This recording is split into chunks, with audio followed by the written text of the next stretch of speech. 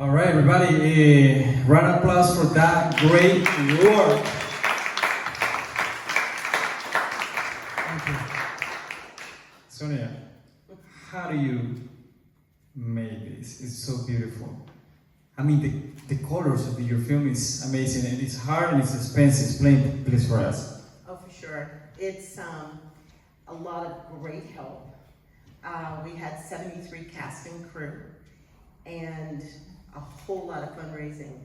Unlike some people with patience, I did not have success with Indiegogo.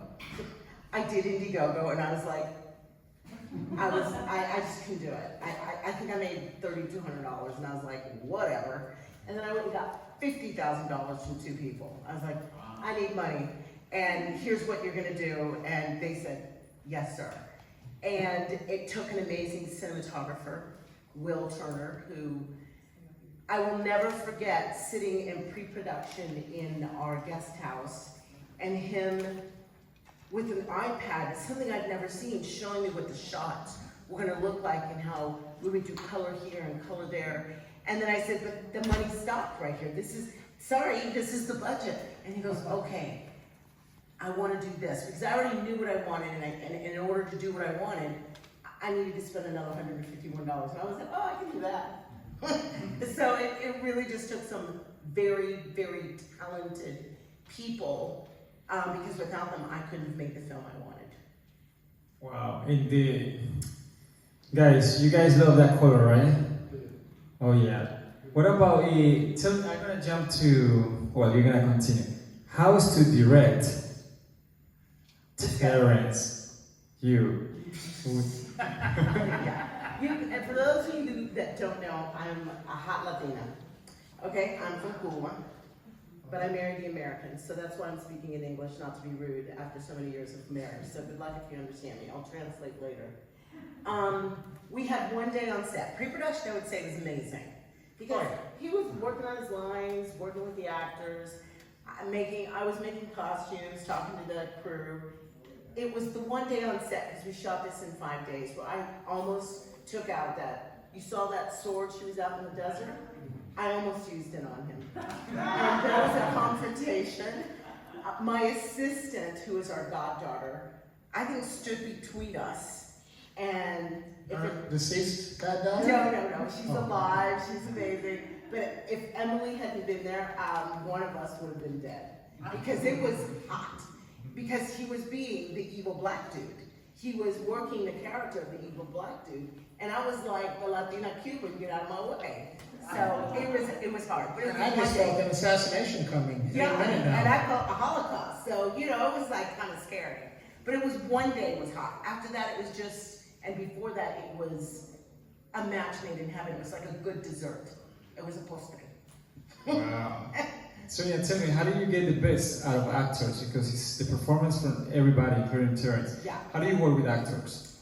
It's very interesting. I treat it like it's my kitchen, okay? And I'm gonna do in my kitchen. So if you wanna come in my kitchen, you bring the vegetables, you bring the meat, you bring the ice, you bring the cocktails, but it's my kitchen. And I will say, this is another one-day incident. Terence did very well to love the actors, because we had a dialect coach, and all the dialect had to be consistent.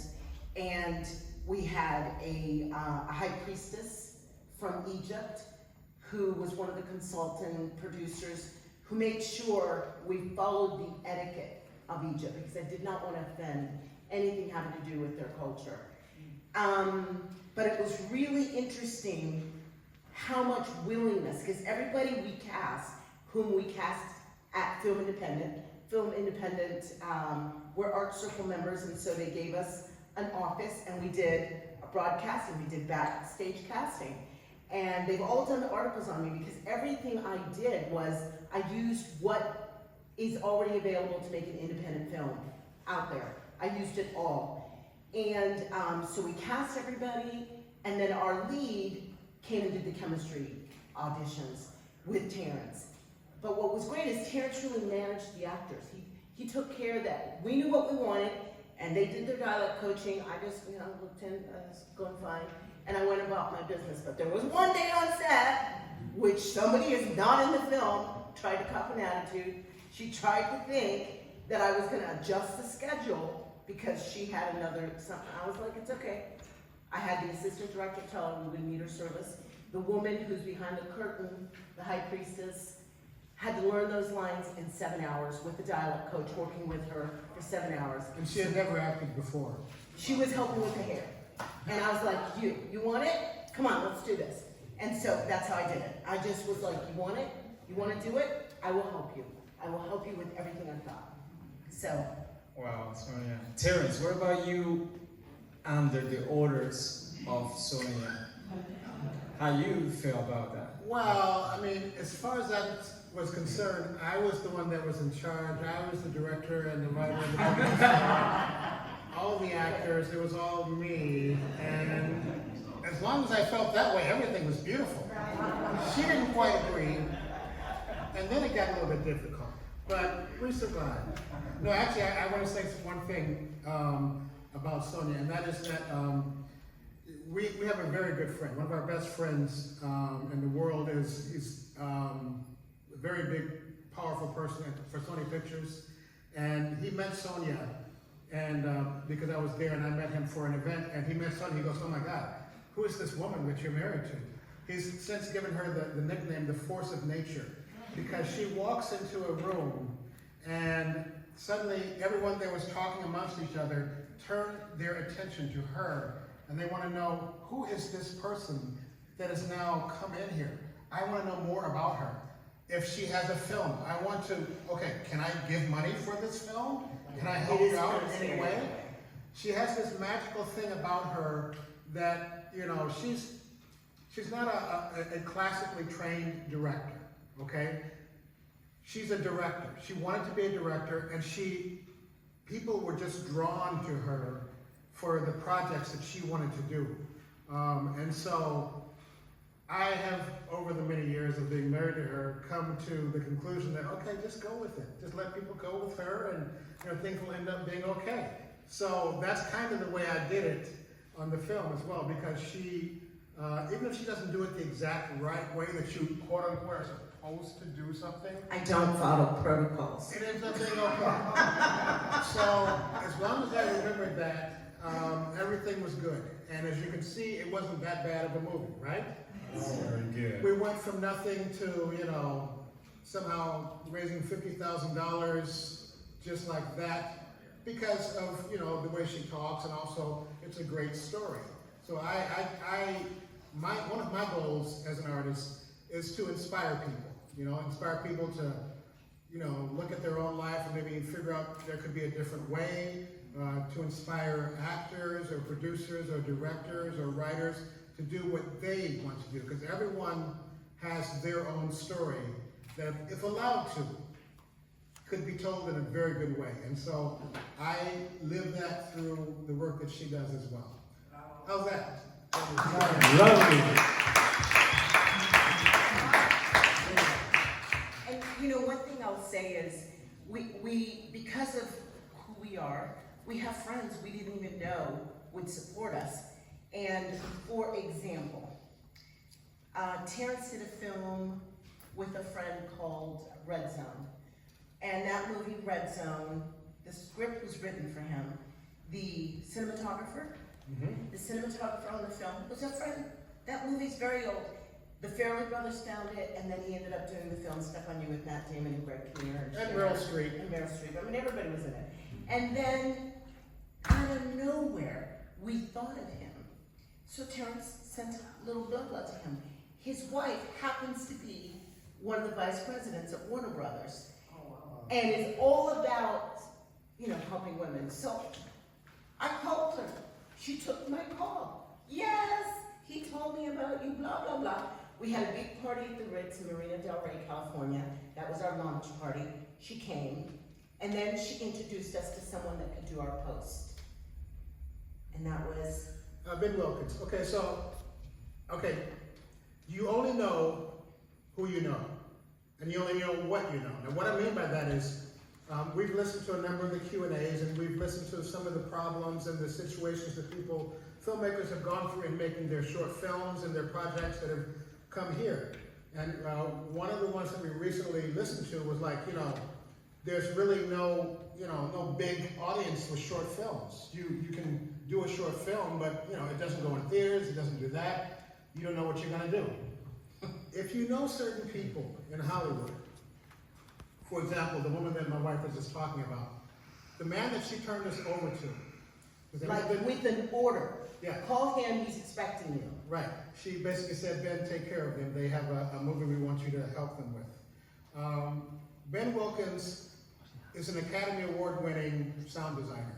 He won the Academy Award for a great movie called Whiplash a few years ago. Oh, yeah. And Whiplash started as a short film. So we spoke to him on the phone and he goes, oh my God, you guys have no idea how happy I am to speak to you.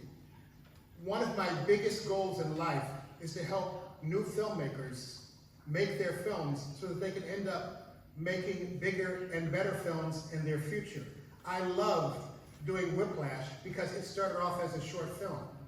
I'm doing another movie right now, is what he's saying to me, that was a short film that's now being made into a feature because the filmmakers were talented and it was a great story. So he was completely, inspired by the idea of helping us out. Yeah, it was like an opportunity for him to give back. And that's kind of like we give back, but we've been given back. So that circle of love is a small circle. But you gotta keep working the circle, work the circle. Don't just take and don't just give. There's a happy place in the middle of that give and take. And there are people out there that will help you get your films made. And I'm a big fan. I've made 18 films now. Some for something, some for nothing. I've gone to the Middle East. I don't really care. Do you agree? You don't agree? You want to act it? You don't? So much so that I've just been invited to do. Terence just did a film where I've been asked to come on as a producer with, what's his name? Bob Odenkirk, the star of Gotta Call Saul. Better Call Saul. Or Better Call Saul. I mean, shows you how much TV I watch. That's out of nowhere. Why do they want me? Because I have a business sense. The film is done. I'm doing straight producing as an administrator. I don't mind. That's my resume. I've just been invited to do another production with the comedian George Wallace. This is huge. It's huge. I'm getting so much attention, and we got the money. Somebody just said, here, go make the movie. I'm like, this is not that hard. Making movies is not that hard. This woman met me a number of years ago, and the first thing she said to me is, hi, my name is Sonia. Let's have some yogurt. I don't even like yogurt. But the next thing I knew, I was sitting down having yogurt with her, and 10 minutes into the conversation, she goes, okay, I think it's time we get married. And I thought, okay. 7 days later, we were. Well, my initial thought was this woman is crazy, let's get away from her. But yes, we did eventually get married, and we are doing pretty good. Yeah, it's not bad.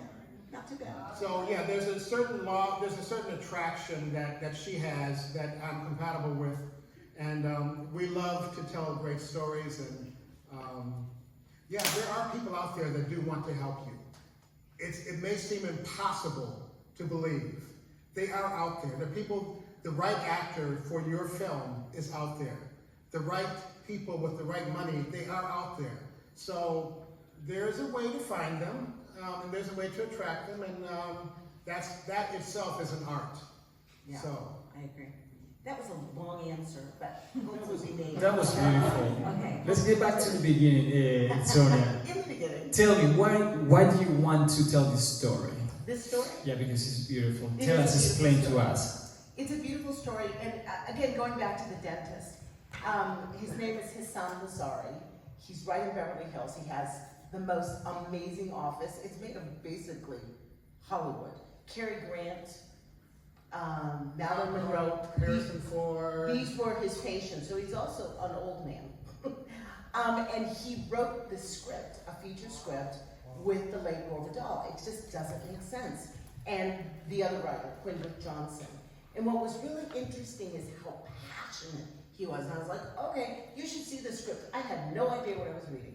I got in the jacuzzi, took the 92 pages, and had no idea. I read it about 10 times before I went, I need to make a word list, and made a list of all the words I didn't understand, then looked them all up, and then reread it, and I was like, oh, that's what they're talking about.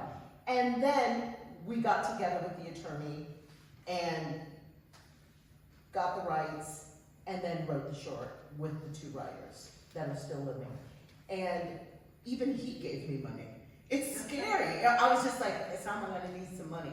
And he was like, okay, how much do you need? Let me get Elsie to write you a check. I mean, it's like so awesome. But he's also gotten me interviewed by Disney. So I've taken an interview with Disney. I've taken an interview with Jeffrey, the gentleman who just died. Oh, no, oh gosh, what is his name? No, the gentleman who directed the Lethal Weapon movies, Richard Donner. Richard Donner.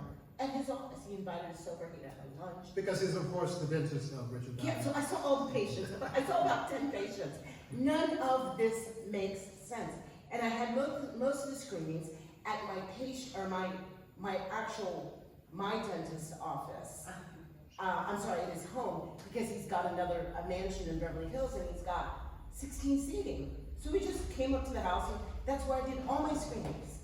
I mean, none of it makes sense, but there is this thing about this queen to be made to feel that she can't rule a country. Like, really? I don't think so. And I think it was that rebellion that, really, somebody said no? Well, let me show you yes. So I think that was like the rebellion is what made me tell the story. And I did all the costumes but 2. There were 42 costumes. I have them all in archive, because the other thing that Ben Wilkins recommended is don't get rid of anything, not even one piece of footage, because when you do go make the feature, you don't have any idea if you want to tap into any of this. So that was very helpful as well. Wow, Sonia, incredible, huh? We actually found the person that made the crown for the film here in Barcelona. And she's right here. Her name is Scott. Wow, round of applause, huh? And how do you find her? Well, we were staying at the Fairmont Hotel, and her husband was the fancy guy with the Concierge. Yeah, the concierge, the fancy medals that require you go to do this special training, and we were like enamored with these medals. And then it turned into a conversation, and where can I go find a crown? He goes, I think I have an idea. And then his wife and I created, because she makes hats, and so we created the crown. It was a total coincidence. Nothing about it made any sense. Another wild, outrageous miracle. There was a number of, I guess you could say, spiritual happenings that occurred in making this movie. And as we've since discovered from various Egyptian high priestesses that have seen the movie, or people that are, involved in the culture, they do consider that she is still, present in everyday lives and something like that. And so things tend to happen in a certain direction. We don't argue with them, It's like, we let her channel the film. I am absolutely not opposed to Hatshepsut channeling the film. Let her reign. Wow. Sonia, what kind of advice you can give us as directors to get better in our craft? Besides doing movies, what else do we need? This is an amazing tip. So our dear friend at Sony Picture Classics, his name is Dylan Leiner, Leiner. You should Google him.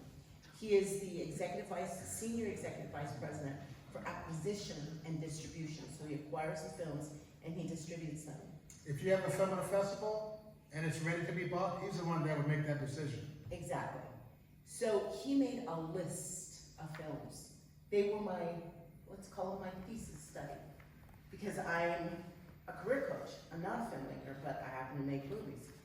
And he gave me this study. And I send him everything. And he critiques it. And then I fix it. And as it is, I'm in the middle of a documentary feature that we have in post-production, which we just sent him the trailer. And he asked me, I would say 70 questions, because I actually think they're gonna pick it up. I have no doubts that they're gonna pick it up. But he's going about it a certain way so that I do that to the film, which is magnificent. And the same feature has an Oscar-winning consultant on it. And so I just kind of go, this is amazing. Surround yourself with ability, power, enthusiasm, not depression and how you can't do it. You need to surround yourself with that you can do it and how you can do it. Even if they don't solve the problem, they open doors. They open how you maybe got to a spot and how you can just push through, and you just keep surrounding yourself with that. That is my opinion, because I have no one around me that is making less of what I'm doing. I'm also a member of Film Independent. I highly, highly, highly recommend it. I'm in the art circle with my husband. They're supporting us. They did an article on me about this film. I'm in Women in Film, both in LA and in Atlanta, because I may be Cuban, but I'm also Black. And I'm a member of the International Documentary Association. And to me, those are the best three organizations to help me get my stories told. And they have the support that I need. If I'm feeling dumb or I'm not sure, I just go to the mentoring program and I get my questions answered. No delays. I take meetings all the time, whether I can help somebody or I can't. I don't care, because it's an opportunity to figure something out. Sonia, one more question before I let the audience ask you questions, which I think is for me. How do you manage feedback when you finish a project and the feedback is you need to know how to listen to that feedback, how to take it, how not to take it. How do you deal with that? It's interesting. That's a good one. The first few times, I took it hard, I must say. I happen to have the support of an amazing artist in my husband, so that's helpful. I also have an amazing, amazing assistant who happens to be my godchild. So I'm kind of sandwiched in between a lot of help, and I love her, and she loves me right back, and a lot of guidance, and I love him, he loves me right back. So I've surrounded myself in the sandwich, but then everybody around me either fits or they don't. And I'm real quick at drawing the line and saying goodbye, and I'm also quicker to embrace. Like, I'm all about creating relationships.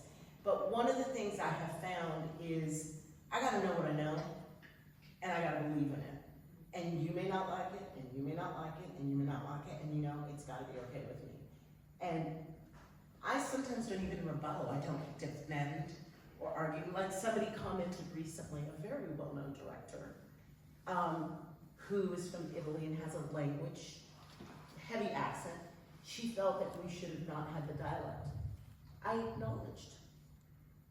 I 1000% disagreed. I acknowledged. I didn't make her feel bad, but I owned the choice I made. It was a personal choice. Many of you may not have liked it, may not have been able to translate, but if you understood the story and how Egypt rolls, it was appropriate for the story. I don't need to defend what I believe in. I'm okay to not defend it. I'm gonna do what I'm gonna do. Why? Because I can. Can I add something to that? Go ahead.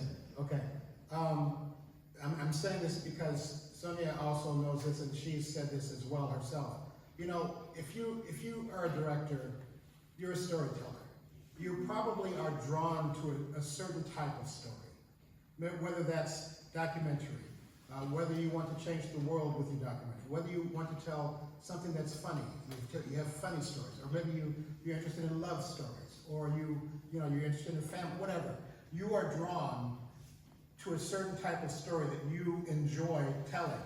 Okay, that's number one. So find the best directors that tell those types of stories. They're really good in that specific genre. See how they did it. Get some ideas of how they went about telling that particular type of story. Look at all of those types of stories from that particular director. What Sonia was saying earlier, like the executive vice president over at Sony Picture Classics, he gave us some homework. Watch these stories, watch these movies. All of these movies were made under $250,000. They all were nominated for an Academy Award and other awards across the world, which means you don't need a whole bunch of money to tell a great story. Watch what they did. How did they go about solving the problems of, location or costume or, dialogue? They all figured it out. So find out who's doing it really, really good and watch their result. That helps. Keep yourself inspired by people that you admire. Surround yourself by people who really believe in you. Because, let me tell you, people are going to tell you this every time. People's going to say, you know, that sucks, or, you know, they'll suddenly say that sucks, or that's not good enough, or there's something not quite right about it. Well, here's the news. Everything is a work in progress. Everything. You know, when a director stops being a work in progress, that's when things start becoming like a cookie cutter. It's all the same. You wake up, you go to bed, you just put out this formula thing, and it's not going to be quite as good as if you were, you know, taking chances or doing things and learning and, you know, trying to figure out the best way to do it.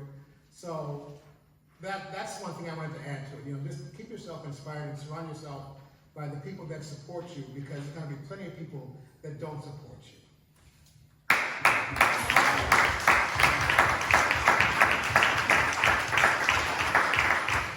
So everybody, take advantage of those great 2 questions, all right?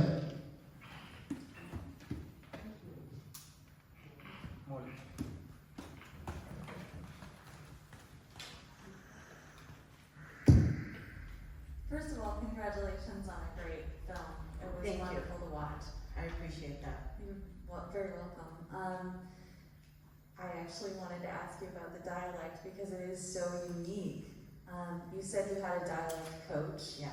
And I was wondering, were they taking from Aramaic, or were they taking from the current Egyptian accents to create that unique dialect, or did it come from somewhere else? They took it from Aramaic, and she's Egyptian herself.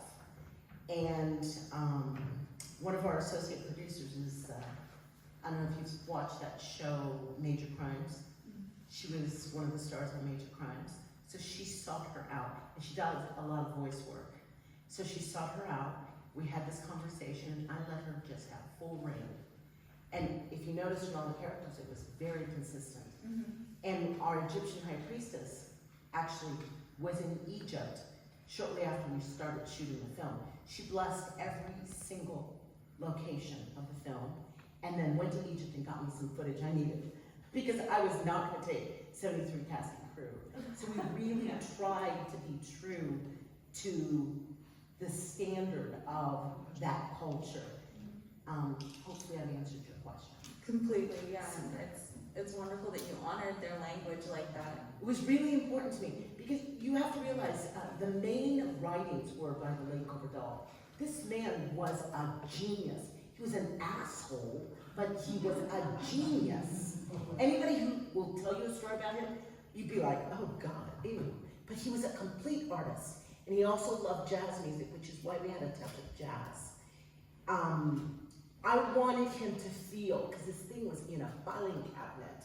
The script was there for 8 years, untouched after his death.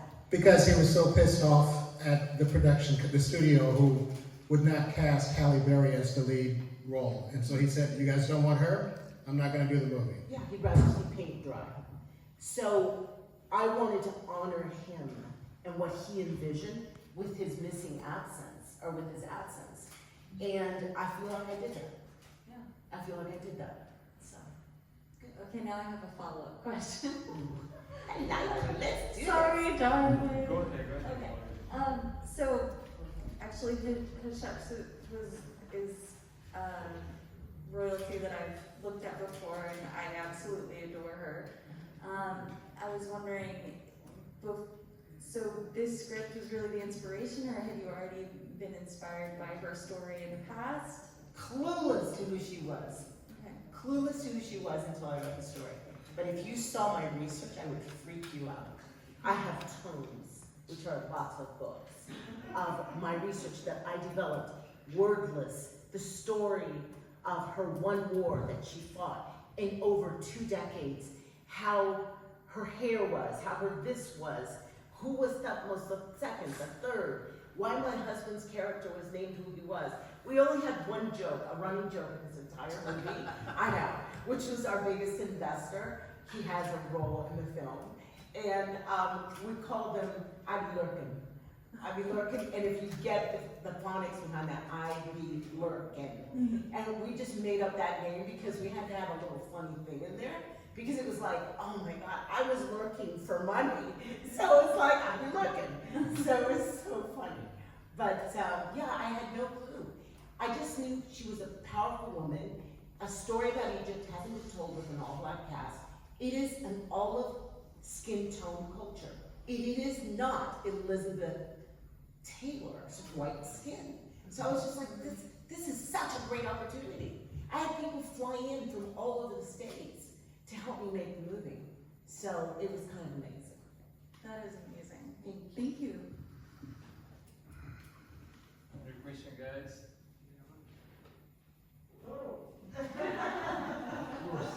Your fan, your biggest fan. Your front row fan. We know. Apparently I'm famous already. Yeah, apparently. Apparently. First of all, congratulations. That was really great. Me as an actor, my question is, when you guys developed the script and everything, was you have, or you especially as a director, do you have in mind already the actors, or Did I have in mind what Yes. actors? This is a funny point, because I went back and forth a little bit. The way I read a script now, I realize I've gone from nothing to something as a director. And now when I read a script, is how I read this. I read through the script and I was like, I made a list of how many characters I needed, how many men, how many women, how many times. I do a mathematical equation. I am ass backwards. Nothing I do is a template of how you make a film. I don't care. This is how I make movies, okay? And I am my own template, and I like it. But I had some ideas. I forgot what your name was. Molly.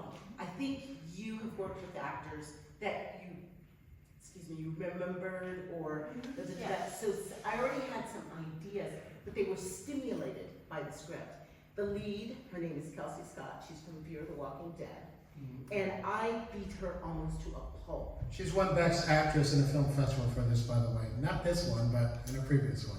And she's won an Emmy and this award and that award. But what's interesting is I almost beat her to a pulp with a stick because her agents didn't want her to do the film because this was an ultra low budget, payment deferred. So I didn't pay anybody but the people that helped me make the film. Sorry, I had 50 grand and I had a lot of money to spend on stuff. So I came in with all my closing technique, and I can close blood out of a rock. I can do that. I was going to say, so I was listening to the conversation when Sonia was talking to her about taking on this role, and this woman, Kelsey Grammer, she's done a number of things in movies. She was in 12 Years a Slave. She's done all kinds of things, won awards and everything. So she has a very powerful agent. And the agent didn't think she should do this movie because it was taking time away from Pilot season. Pilot season. There's something big in LA where you do these pilot TV shows, and the agent said, do not do this. And so she's calling up Sonia to tell Sonia she cannot do the role. And Sonia was like, whatever, bitch. Yeah, that is what happened. I came in as if I was delivering a baby and the placenta was torn. I just went all out, and she goes, girl, whatever you say, I'm in.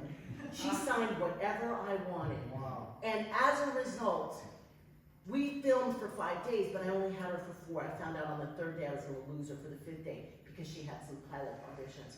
And I was like, we'll make it work. We all worked overtime the following 2 days. Everybody worked overtime.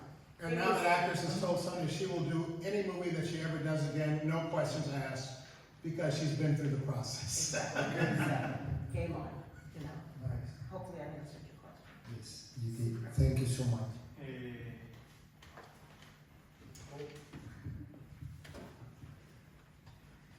You guys are a lively audience. No, we're quite alive, especially me that come from South America.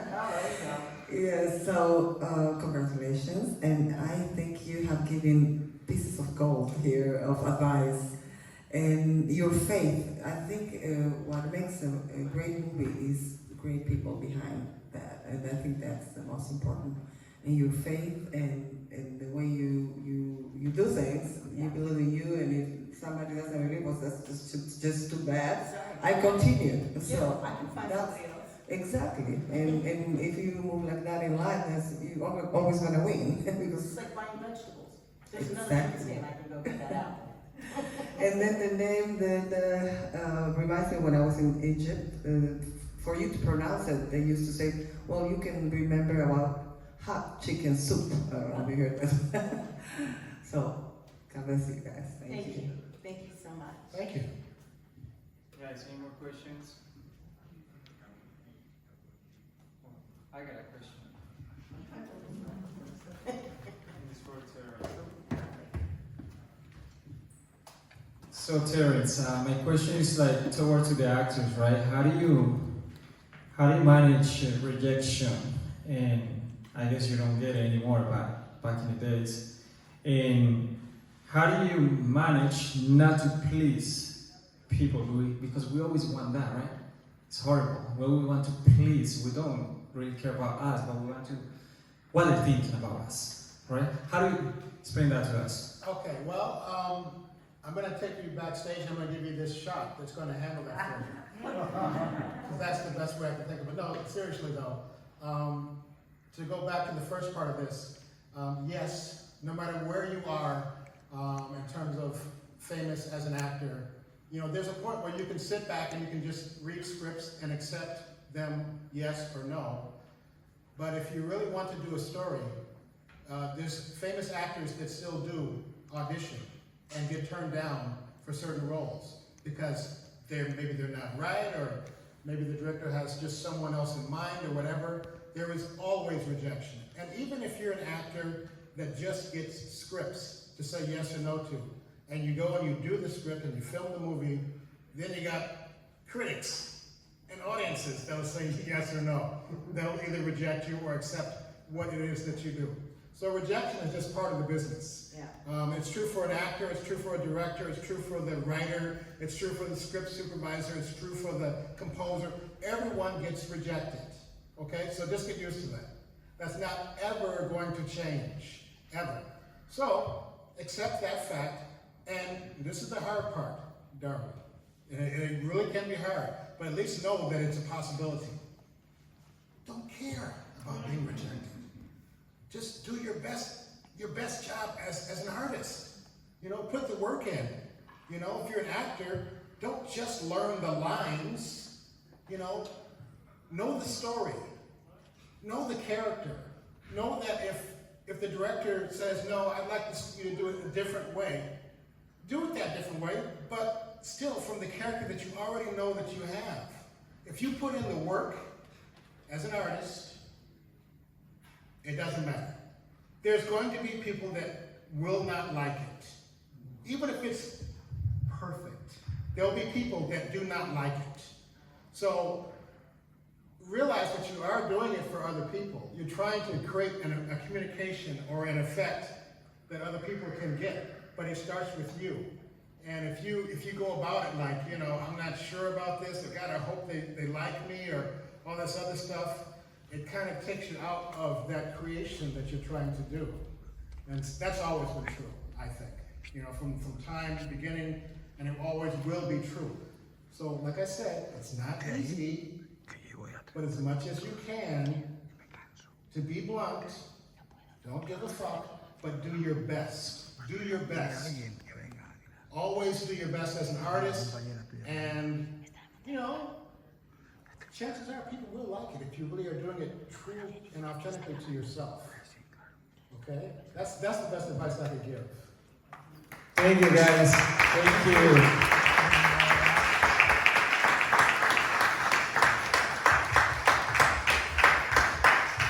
All right, cocktail party, right? Yeah! Let's go to La Salamid. Woohoo! Ready? Let's have fun! I'm gonna have a Cuba Libre, right? Yes.